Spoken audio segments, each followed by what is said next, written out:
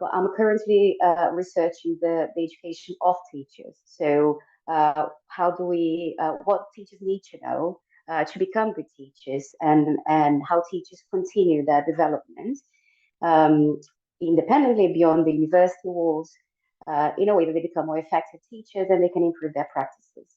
So this homework review was something that was asked, my current school asked me to do, and it became an assignment for my current course. You can substitute homework for any practices that you currently have, whether they are in class work or something else.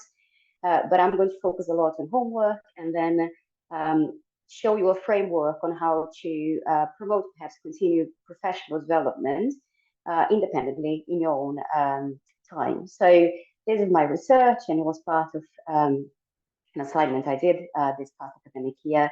And the idea here is that we took something that most teachers take for granted. Homework, something that happens for all of us, regardless of can't speak. Not necessarily in relationship with the country you teach, the level that you teach. All teachers will set homework and take that as a practice that we should be doing regardless of the outcomes. And what is interesting is that when you do, a side note is that currently, especially in the past decade perhaps, education in the schools is becoming much more focused on research-informed practices. So rather than just doing things, you're going to see that term everywhere when you look at education. And so just based on things that we know that work because we are teachers and we know that that works, a lot of schools are suddenly turning to academic research and trying to find evidence that what we do actually works. And you know, my work is a lot part of that. So even though we take homework for granted, and we all do, and we all use perhaps very well established practices, when you actually look at evidence, at research into homework, establishing the effect that homework has on a student's outcome is virtually impossible. And so when I was looking at, I reviewed and read an awful lot of research on homework. When I was looking at then traditional research and traditional practices around homework, and our inability to establish that they actually help students to learn, that then became a very interesting topic because homework wasn't something that I was particularly interested in to start with. And so in general, what we see from this research is that well-designed and homework aligned with the work that we do in class had a positive impact on the students, but the measurement of this impact is quite difficult to establish. So it's almost like what we call the wisdom of practice. We know it is because we know, but to actually demonstrate that via academic research is pretty difficult. And so halfway through this research, I turned into the work of Lee Schulman, which I'll present very briefly later on, as a possible template to actually, via something that is research informed, to review our homework practices and improve them in a way that is actually demonstrated to have an effectiveness. By homework here, by the way, I'm talking about things that are beyond the classroom, so things that we do outside our usual lessons, and where the student take primarily responsibility for doing it in an independent way. And the reason this is a very academic exercise, defining the term homework. However, I think it's somewhat important because that doesn't count, for example, for homework clubs, for example, that we do in school, because they will be supervised by teachers and therefore not completely independent. So those are activities that we give students that they will take home and they will do without supervision and help, with the intention of increasing their or improving their learning. Most teachers will, if you ask them, suggest that homework is a positive activity that does improve progress, despite the lack of evidence that we have in research that actually happens. So I'm not going to explain this too much because of the reduced time that I have, but this is my research, my literature review, and I focused a lot on meta-analysis of homework. So research that reviewed research. And of course, each one of those pieces of research, we review hundreds of different pieces of research, trying to establish whether homework has an effectiveness in students' achievement or not. Most of this meta-analysis will focus on variables such as the amount of homework that we set, and the reason for that. For example, if I establish that there is an optimal amount of homework, that will improve my students' learning. So I will stick my practices to that set amount. Or if I think that I'm below the optimum amount, then I'll then increase the amount of homework I set to improve my students' outcome, and so on and so forth.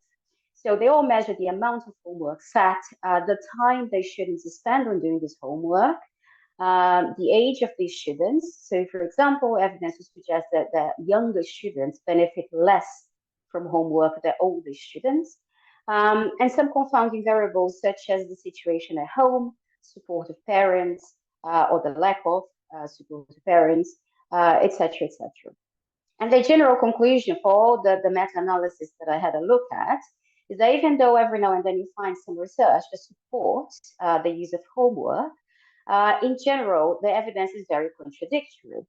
Well, if we are moving towards a research-informed practice or research-informed discourse, looking at traditional research or hundreds of pieces of research into homework that are inconclusive, we need to find a way forward. It might not be the final answer, but at least a framework that allows us to think our practices in homework and to self-improve, to enhance those practices, to refine those practices, at least as an attempt of improving how we set homework.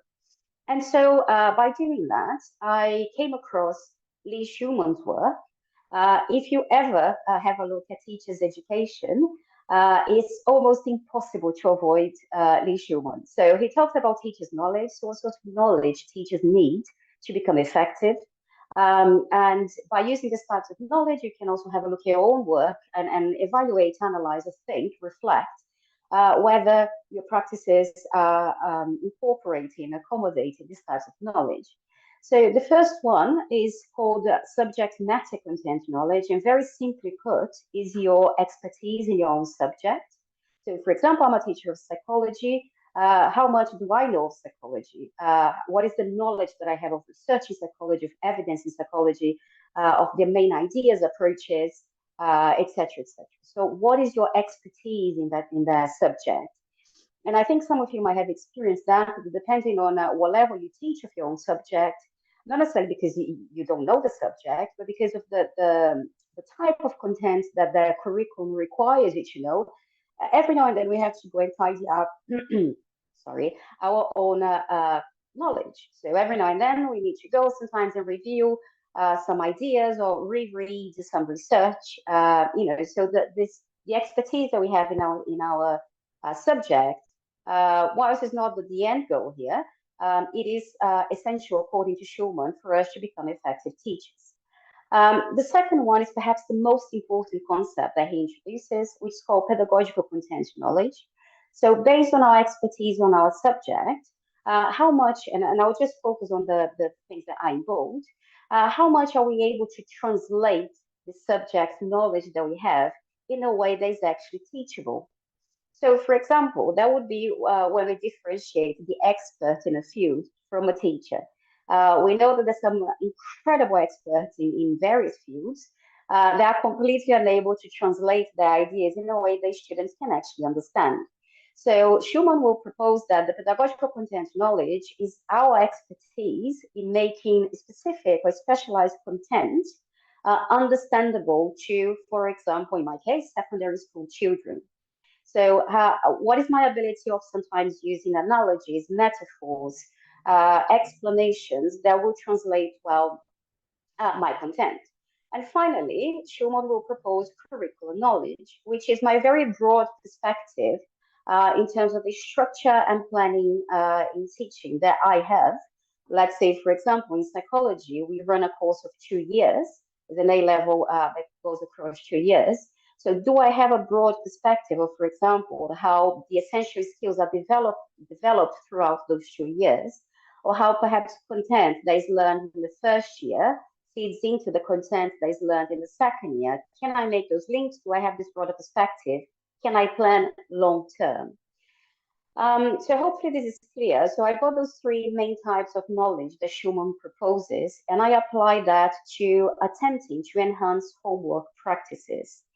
And I came up with that. So if I come up, remember, it is mainly because of traditional research in homework cannot come up with evidence or even ways of improving homework practices. So my attempt was to then say, when I apply this to homework, to rethink how I am using homework as a teacher, and how I could then perhaps try to refine my practices. When I look at my practices at the types of homework that I planned throughout those 2 years, I could think, for example, in terms of subject matter content knowledge, I could think about what are the core ideas of this topic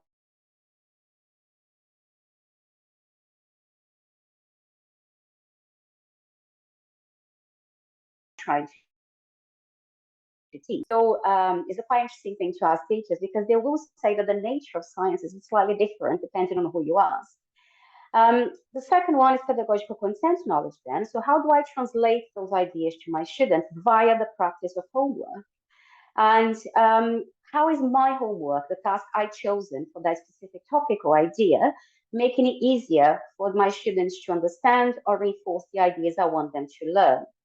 How is the staff addressing common challenges in learning this topic? We all know that regardless of the subject you teach, some topics are notoriously difficult for students to understand.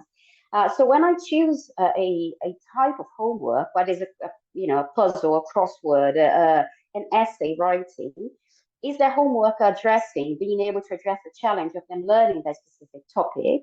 And what type of task then would understand or enhance their understanding of this core topic? Finally, my curricular knowledge. Like I said, for me in particular, I teach cycles of 2 years to my students. My course lasts 2 years. So when I'm trying to teach them, for example, to write essays in psychology, when is the right moment to develop their writing essay skills? Is it right at the beginning of the content? Well, probably not, because they don't have enough knowledge at that stage to write long essays. So how do I develop that? When is it the right time to develop essays? When is the right time to develop perhaps just knowledge alone? So the understanding of key concepts, and then gradually progress to the evaluation skills. And how this topic will then link to the next topic. What sort of key ideas here will be essential to my next topic? And so perhaps my homework should be focused on these core ideas. And finally, one thing that I find fairly important is perhaps when is the time for homework break? What we see in some of the research is that sometimes the students do not complete homework because they do feel overwhelmed with the amount of work they have to do. They have quite a few subjects sometimes. Some of them have quite busy times outside school. And sometimes they just have a sense of failing because they cannot complete the homework. Or even, let's say that I book a test for my students in 2 weeks' time. Personally, I never give them homework on the week prior to the tests because what I tell them is your homework here is the free time to review or to revise for this test, prepare for this test. Rather than perhaps doing the homework, something that we are currently doing in classroom, that might not be in that test. So instead of overwhelming their minds with multitasking, perhaps way too much, sometimes I think it's quite appropriate to have a break from homework. And so this is most of the research I did. And I did test this a little bit with my department. And it was quite interesting to see because it worked quite well. And it is a type of framework, the types of knowledge, like I said before, that if you want to commit yourselves to continue professional development, this is something that you can do on your own.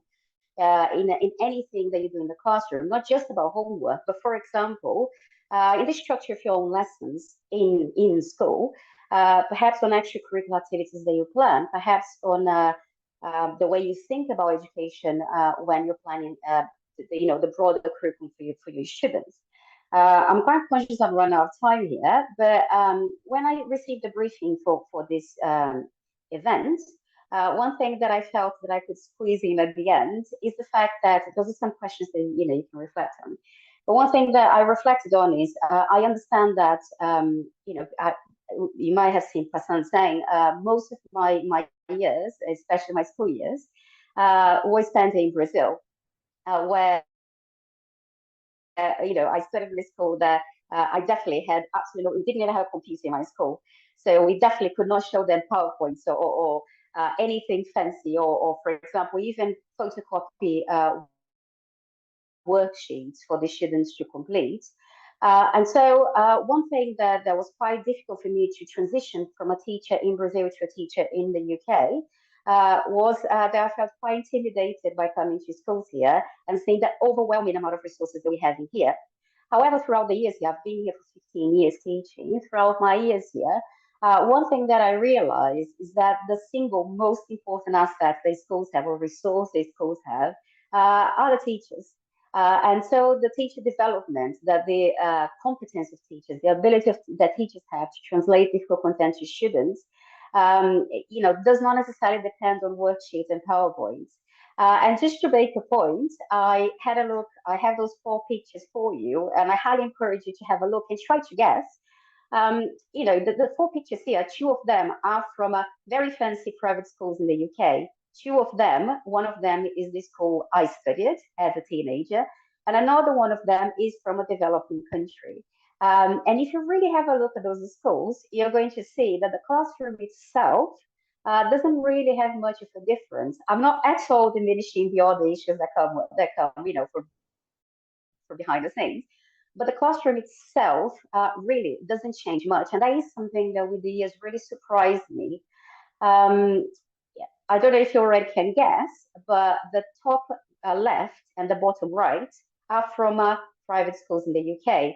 The bottom right is from Harrow School, the fancy Harrow School, where a good number of British prime ministers came from. I live not very far from it, and I was able to get a picture of one of the classrooms.